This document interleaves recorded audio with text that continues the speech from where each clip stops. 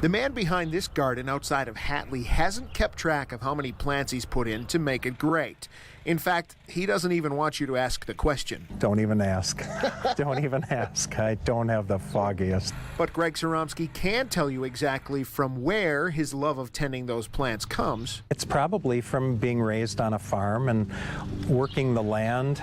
A farm that's evolved over 3 generations from working to hobby, with a few animals here and there.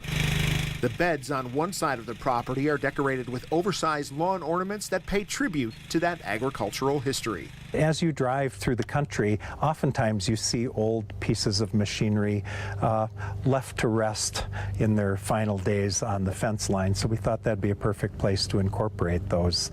This great garden got started about 7 or 8 years ago when Greg's elderly father still lived here. When a Plover police officer attempted to pull him over. That's when an altercation ensued and the officer shot Lieberman. Stuart Koteko watched the incident unfold from his bedroom window. I saw that the guy got shot 4 or 5 times and he was trying to attack and run away from the police.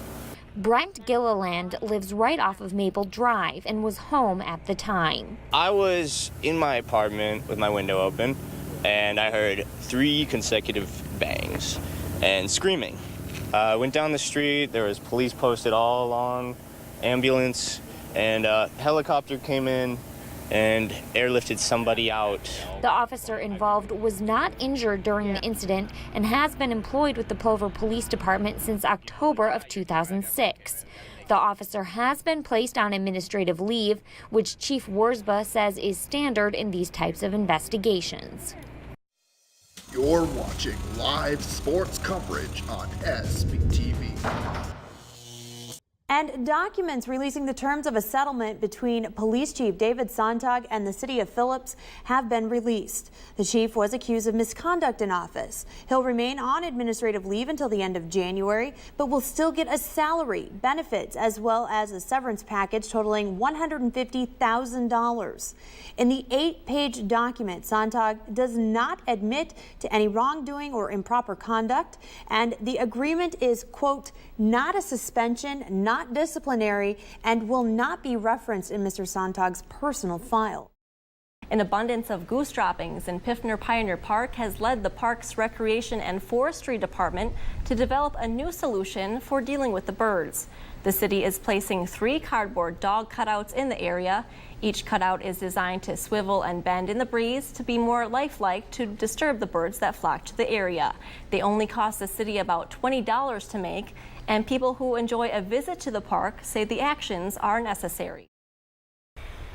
Coach wanted the cage to get done, so as a senior I took the leadership and kind of working on that right now just so maybe we can hit later this week. And that's exactly what Harry and his teammates have had to do since they started practicing in February. They were hoping they were done with that after the warm weather last week.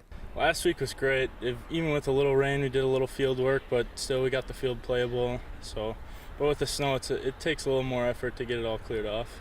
The Pointers got a chance to play a little bit this past weekend in a doubleheader against UW Superior, but because of rain on Saturday night, that game was canceled. Then on Sunday, when they did get a chance to play a full game, they lost. The team's head coach says it takes a toll on his players.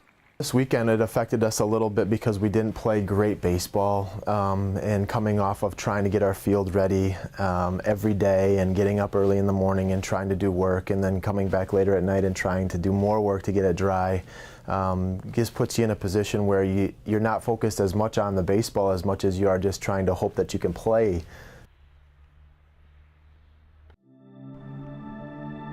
Deep in the heart of central Wisconsin sits a city that is both wild and sophisticated.